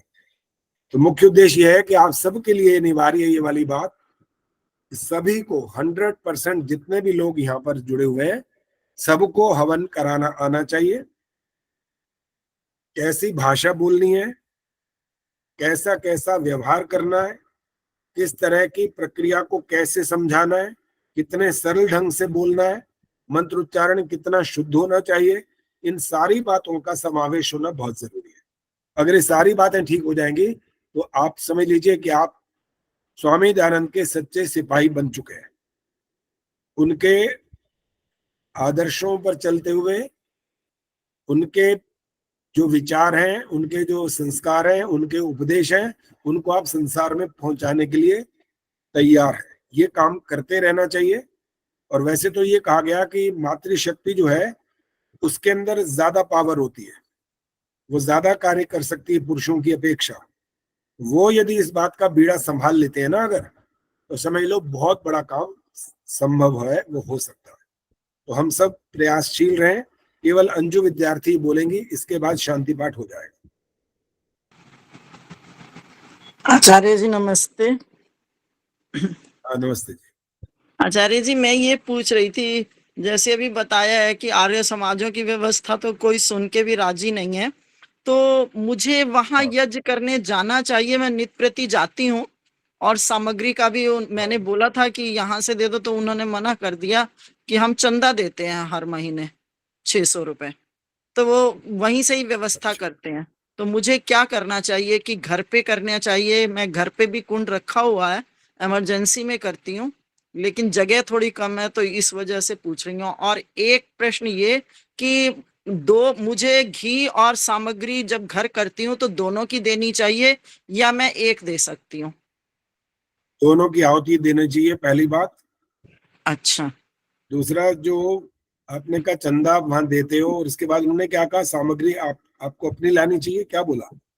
वो मैंने बोला था उनको कि हम अपनी अपनी सामग्री ले आया करेंगे, पर वो तैयार नहीं हुए। तो क्या कहते हैं वो क्या कहते हैं?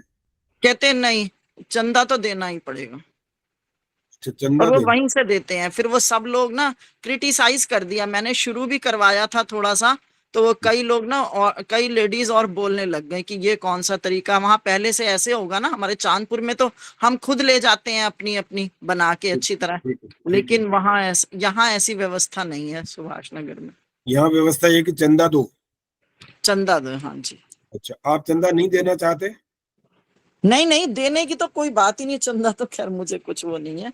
तो मैं ये पूछ रही हूँ कि मैं चंदा तो दे दूंगी, लेकिन मैं घर करना शुरू करूं, क्योंकि वहां मंत्र बड़े अशुद्ध और बड़ी अव्यवस्था से, और मानते भी नहीं है, कुछ भी नहीं मानते। वो कहते हैं जैसे चल रहा है चलने दो, ये शब्द है उनके। तो ठीक है, फिर जहाँ पर विचारधारा एक जैसी नहीं मिल पाती तो वहां पर कुछ ना कुछ निर्णय उनके विपरीत लेने पड़ते हैं फिर तो। वही मैं पूछ रही हूँ कि चलो संडे के संडे चलता है। मित्रता वहां होती है जहाँ पर विचार एक जैसे होते हैं। विचार एक जैसे नहीं होंगे तो मित्रता होगी कैसे? नहीं वो होगी। मंत्र ही नहीं शुद्ध करना चाहते, जरा सा ये ठीक है, बार बार ना बोलो, हो गई ये बात वाली क्लियर हो गई। अगर आपका फिर भी मन ये करता है कि मैं वहां जाऊं और मेरे को कोई फर्क नहीं पड़ेगा तो जाओ। अगर लगता है कि नहीं वहां जाकर के मेरा मन ही खराब हो रहा है तो मत जाओ, बस सिंपल है। चलिए, अब कोई चर्चा नहीं होगी और बात समाप्त। आचार्य जी, शुक्रवार का प्रोग्राम क्या है ये बता दीजिए प्लीज। किस चीज का? एग्जाम कब होगा? एग्जाम की इतना चिंता क्यों हो रही है? आपकी तैयारी हो चुकी है, आपको डेट मिल चुकी है, जब चाहूंगा तब ले लूंगा। अब आप उसकी चिंता ना करो, डेट आपकी आगे बढ़ चुकी है, थोड़ी सी कम नहीं हुई है। अच्छा, परीक्षा हो जाए, मैं शुक्रवार कोई बात नहीं, वो तो 2-3 दिन चलेगी परीक्षा, उसकी चिंता ना करें। चलिए, शांति पाठ। बहुत बहुत धन्यवाद। ओम द्यौः शान्तिरन्तरिक्षं शान्तिः, पृथिवी शान्तिरापः शान्तिरोषधयः शान्तिः, वनस्पतयः शान्तिर्विश्वे देवाः शान्तिर्ब्रह्म शान्तिः, सर्वं शान्तिः शान्तिरेव शान्तिः, सा मा शान्तिरेधि। ओम शान्तिः शान्तिः शान्तिः। जो बोले सो अभय। गुरु महर्षि दयानंद की माता की हमारी समाज वेद की ज्योति ओम झंडा वैदिक ध्वनि